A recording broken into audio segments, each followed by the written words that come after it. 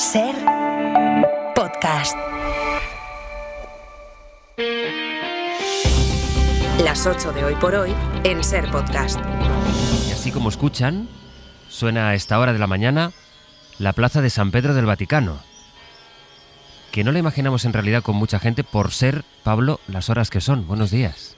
Hola Sastre, buenos días. Bueno, podéis escuchar las campanas de San Pedro de fondo sin problema, también las golondrinas marcando esta mañana, y eso es porque la plaza está vacía a esta hora. Empezará a llenarse en breve porque acaban de abrir los accesos, pero de momento aquí solo estamos los servicios de seguridad, los de emergencia, la prensa, a la espera de que el cónclave vuelva a reunirse esta mañana a partir de las 9. ¿Y la gente que has visto que va a Roma, que va a la ciudad, van dispuestos a quedarse hasta que salga la fumata blanca? Bueno, hay de todo en realidad, ¿eh? Hay muchos turistas a los que les ha coincidido su viaje a Roma con el cónclave y no se han querido perder este momento in situ. Hay curiosos que se acercan a ver el ambiente y hay también creyentes como Yona. Esta mujer ucraniana de Odessa que lleva días aquí, Sastre, en San Pedro, con un cartel que pide esperanza para la paz, desea que el nuevo Papa contribuya a ello y fomente también el diálogo entre religiones. Desde la plaza, Pablo, desde donde tú estás en este momento, ¿la chimenea se ve bien? Bueno, se ve, pero hay que saber dónde está, en realidad, porque si no puede pasar bastante desapercibida. Y se ve ahora que ya es de día y el sol ilumina la fachada de San Pedro y todo el conjunto del Vaticano, porque anoche era imperceptible, era imposible distinguir la fumata negra de la fumata blanca. La gente pudo ver ese humo y comprobar que era negra a través de las pantallas, solo así. Esa chimenea que apenas se ve desde esa plaza de San Pedro y que desde ayer aparece en una pequeña ventana en tiempo real en las televisiones de todo el mundo. Más allá de que el catolicismo sea la primera confesión del planeta o de su obra social, la explicación de que la Iglesia sea una institución milenaria que sobrevive a escándalos, a abusos que se llevarían por delante a cualquier otra institución, no está solo en su influencia, en su poder, también en esa liturgia, en esta puesta en escena tan simbólica, envuelta en secretos, en esta capacidad de atraer la atención a una chimenea que ayer hizo esperar 3 horas, a pesar de que todo el mundo, Pablo, daba por hecho que a la primera no iba a ser, que la primera sería negra. Es que sí, lo que pasa es que se hizo derrogar muchísimo, 2 horas sobre el horario previsto. Por eso empezaron a correr por aquí todo tipo de rumores, Sastre. Que si algún cardenal había caído enfermo, que si no había habido votación finalmente el primer día. Incluso se llegó a apuntar que quizás ya había papa. Vimos nervios e impaciencia entre las 45.000 personas que llenaban anoche San Pedro y que probablemente volverán aquí hoy, en el segundo día de cónclave, y con los favoritos ya seguramente más asentados después de esa primera votación. A las 8:30, para empezar el abierto, regresamos en directo a la plaza de San Pedro del Vaticano. Pablo Morán, muchas gracias. A ti. Hoy por hoy noticias. Ser Podcast.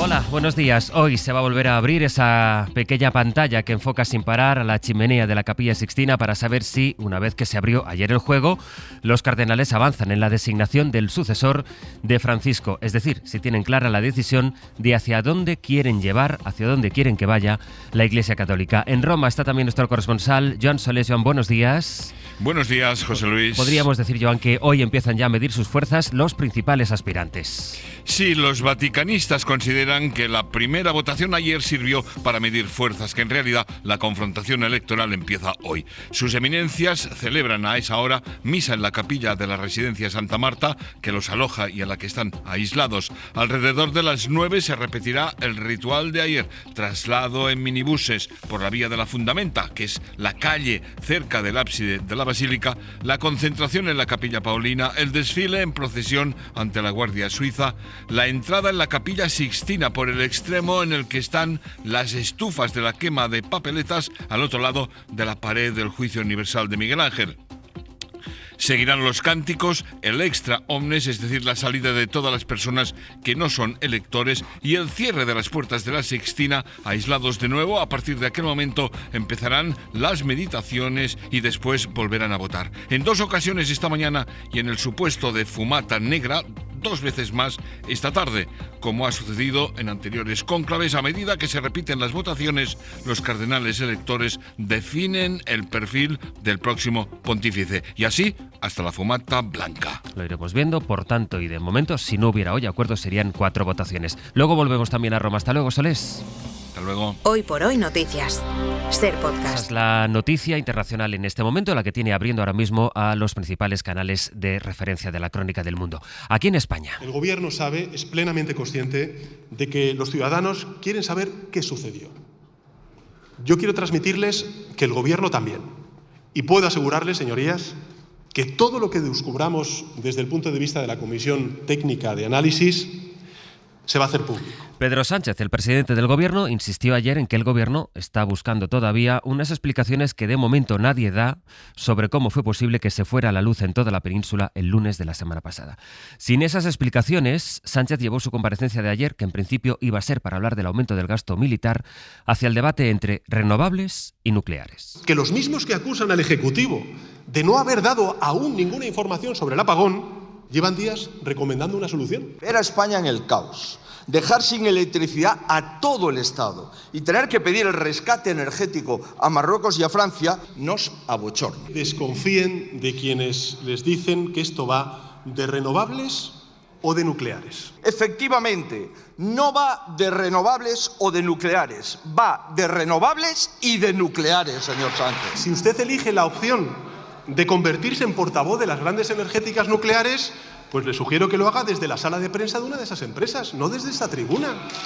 Quien diga hoy aquí que lo que pasó el 28 de abril es por culpa de un exceso de renovables, miente. Y quien diga hoy aquí que lo que pasó el 28 de abril es por falta de nucleares, miente. Necesitamos una red eléctrica 100% pública. La generación energética en este estado es más del 95% privada. Guillermo Lerma, buenos días. ¿Qué tal, Sastre? Buenos días. Sánchez quiso hablar de las renovables y de los lobbies, pero en el Gobierno admiten que lo que está esperando la ciudadanía son, sobre todo, las explicaciones del apagón de por qué pasó, Guille, lo que pasó. Sí, explicaciones que el Ejecutivo asegura que todavía no tiene. La Moncloa reconoce que tras 7 horas de comparecencia ayer el presidente no pudo dar la respuesta que los grupos y la ciudadanía esperaban sobre qué provocó ese apagón.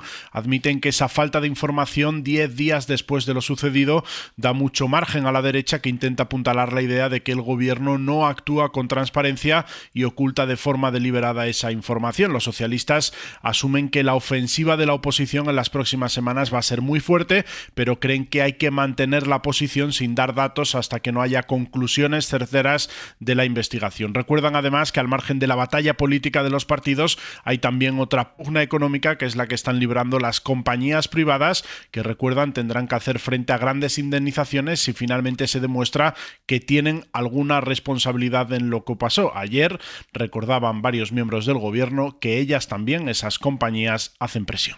Guille, gracias. Hasta luego. Eso fue ayer. Hoy lo que va a ser noticia también pasará en el Congreso, porque hoy se vota allí el decreto que aprobó el Gobierno para hacer frente a los aranceles de Donald Trump. Es el decreto que llegaron a negociar Gobierno y PP, pero que al final el PP votará en contra porque dice que el Gobierno tendría que apoyar a las nucleares y porque dice que el Gobierno no ha tomado en cuenta ninguna de sus propuestas. Aún así, el Ejecutivo confía en que este decreto, que es muy relevante, va a salir adelante, y eso significa que confía en que Junts cumplirá lo que se había comprometido a hacer y no les va a dejar hoy en minoría. David Junquera, buenos días. Hola, buenos días. Nada puede echarnos en cara al dueño de la patente del no es no, dicen en Génova, donde añaden: no puede ser que todos los partidos rasquen algo cuando negocian con Sánchez y que a nosotros no nos acepte ninguna de nuestras propuestas. Al PP se le ha puesto fácil optar por un voto negativo, que fue el que siempre le tiró a su dirigencia. Entre que Trump ha dejado en pausa sus aranceles y los lunes de apagón y de jaleo ferroviario, ya tiene la coartada para salirse de un acuerdo que hace un par de semanas veía necesario buena parte de sus varones regionales. Ahora la visión mayoritaria es que este no, y quedarse solo en el rincón con Vox, no va a penalizar, y que por mucho que lo intente el gobierno no va a ser fácil asociar a Feijóo con Donald Trump. Con el PP pulsando el botón rojo, Moncloa confía en sacar adelante el escudo antiaranceles gracias a la abstención de Podemos y el apoyo de Junts, que en cualquier caso no se van a dar por sentados hasta que se cuenten los votos. Sobre los aranceles aranceles, por cierto, Trump ha hecho un anuncio esta madrugada, Sergio. Dice el presidente de Estados Unidos que mañana va a anunciar un gran acuerdo comercial con un gran país y muy respetado. Lo dice poco antes de que una delegación de Estados Unidos y otra de China se sienten en Suiza para negociar por primera vez aranceles. Pero Trump no da el nombre del país que va a protagonizar el anuncio y la prensa estadounidense ya asegura que se trata de Reino Unido. Del aumento del gasto militar, que es otra de las cosas que está pidiendo desde hace tiempo ya Donald Trump, también se habló ayer en el Congreso. No vamos a tocar un céntimo de euro ni del gasto social ni del gasto medioambiental. Pretende actuar como si fuese todopoderoso, no tiene un Consejo de Ministros entero que le respalde. Una seguridad exclusivamente militarizada no solo resulta ineficaz, sino que erosiona las bases democráticas del proyecto europeo. Este rearme criminal no se va a hacer con nuestro silencio. Quizá sería mejor dedicar ese dinero a que la luz vuelva a ser un derecho para todos y todas que no comprar más armas. No se pliegue a una Comisión Europea y una organización, la OTAN, que busca generar un escenario de guerra. Fue en su comparecencia de ayer en la que por primera vez Sánchez habló de la noticia que les adelantamos aquí en la SER sobre la compra de balas a Israel, que el gobierno saben que acabó anulando. Será hoy, de hecho, cuando el gobierno, la comisión que forma varios ministerios, empezará el trámite que frena esa compra de los 15 millones de balas. Javier Bañuelos. ¿Qué tal? Buenos días. Sí, el orden del día es secreto, pero según ha sabido la SER, salvo sorpresa, hoy la Junta Interministerial de Comercio Exterior de Material de Defensa analizará este contrato, el polémico contrato de casi 7 millones de euros en balas procedentes de Israel. Los 4 ministerios implicados en este organismo, Comercio, Exteriores, Defensa y, por supuesto, Interior, van a iniciar el trámite para frenar la importación de los palés cargados con esos 15 millones de balas fabricadas en Israel.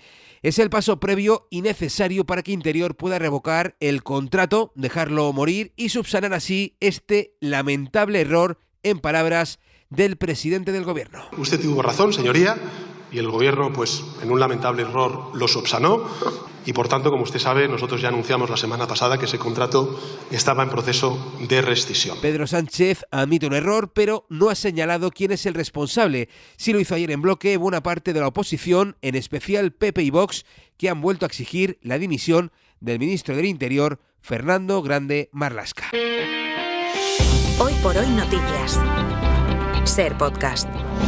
Alemania se pregunta estos días si la etapa que ha abierto con su nuevo canciller va a significar también una nueva etapa de inestabilidad o de sorpresas, como ya anticipó la forma en que fue votado, la forma en que fue elegido. Ayer se produjo una foto que es tradicional, también simbólica, mucho para Europa, por lo menos, el encuentro entre el nuevo jefe del gobierno alemán y el presidente francés Macron, que tienen que decidir qué relación quieren tener, por ejemplo, con Donald Trump. Sobre la guerra de Ucrania, de la que hablaron Merz y Macron, anoche entró en vigor el alto el fuego unilateral que Putin ha decidido con el argumento de que mañana, día 9, se cumplen 80 años del final de la Segunda Guerra Mundial, pero Kiev denuncia que otra vez Rusia no cumple. Fuerzas ucranianas hablan de bombardeos en el norte del país esta noche, ya con el alto el fuego en vigor.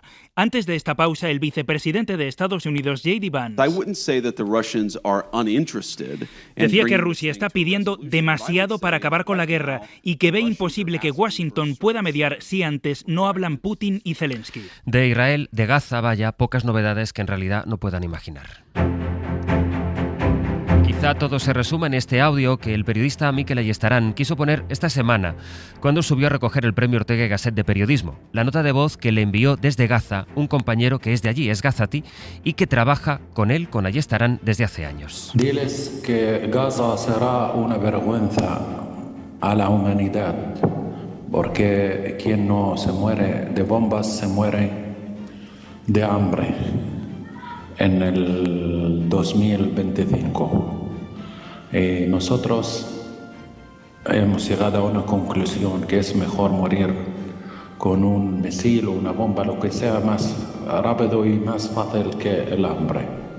Nosotros preferimos morir de un misil o de una bomba que morir de hambre. Ayer Israel mató al menos a 105 gazatíes, incluidos niños, en ataques contra colegios, contra un restaurante y contra un mercado también. Hoy los ministros europeos de Exteriores se van a ver en Varsovia para analizar los efectos que tiene el bloqueo de Israel, que no deja entrar comida. De hecho, Europa, que no ha criticado el último plan de Israel contra Gaza, se ha ofrecido a que lleven responsables comunitarios, la ayuda a los civiles, ya que Netanyahu alega que no se fía de las ONGs. Manuel Reyes. ¿Qué tal? Buenos días. La propuesta de Kaja Kallas llega con el tono habitual de la Unión Europea hacia Israel, sin crítica excesiva a las decisiones de Netanyahu y centrando el mensaje en dar de manera amable alternativas.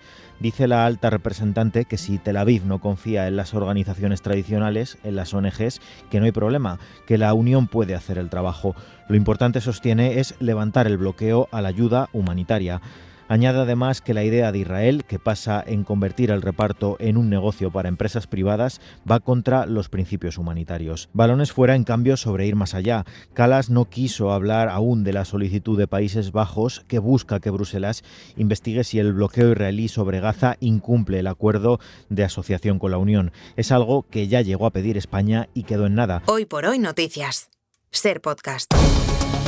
El mes pasado fue el segundo abril más cálido de la historia. Ya son 21 meses seguidos en los que la Tierra supera la temperatura preindustrial, es decir, los 1,5 grados de incremento. Javier Ruiz Martínez. Copernicus, apoyado en miles de millones de mediciones de satélites, barcos, aviones y estaciones meteorológicas de todo el mundo, dibuja un escenario que ya nos suena de meses anteriores. Abril fue el segundo mes más cálido del mundo, con una temperatura media de 15,96 grados. El problema es, explican sus analistas, esa reiteración. Es el mes 21 en el que superamos 1,5 grados la temperatura previa a la era industrial. Europa también está más caliente, con un detalle que el día a día ya nos había hecho percibir, pero que ahora refrendan los datos. En abril de 2025, gran parte de Europa Central, Gran Bretaña y parte de Europa del Este experimentaron condiciones más secas que la media. Por el contrario, fue un mes predominantemente más húmedo al sur, aquí y en la zona de la región alpina, donde hubo inundaciones, deslizamientos de tierra y avalanchas. En 10 minutos, el abierto. Que hoy compartiremos con Cristina de la Hoz, Mariola Urrea y Carlos Sánchez. Para no perderte ningún episodio, síguenos en la aplicación o la web de la SER, Podium Podcast o tu plataforma de audio favorita.